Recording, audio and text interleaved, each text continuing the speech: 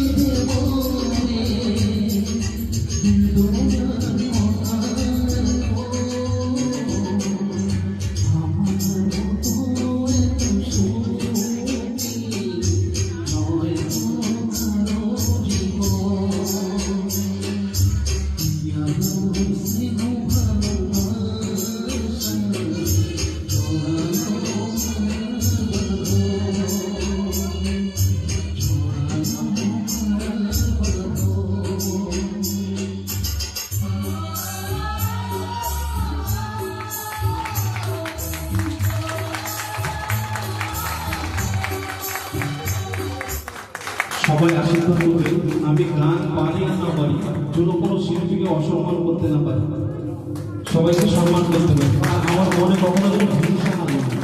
ধন্যবাদ। অসংখ্য ধন্যবাদ দাদা ভাই। এদিকে শুনছো, আমি তো আশীর্বাদ ছাড়া কিছু দিতে পারবো না ভাই,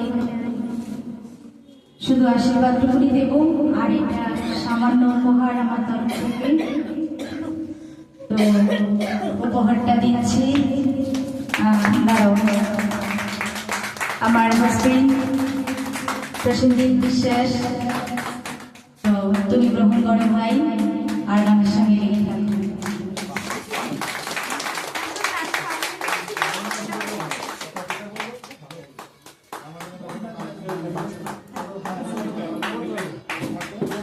আচ্ছা, এ কোথায় গেল?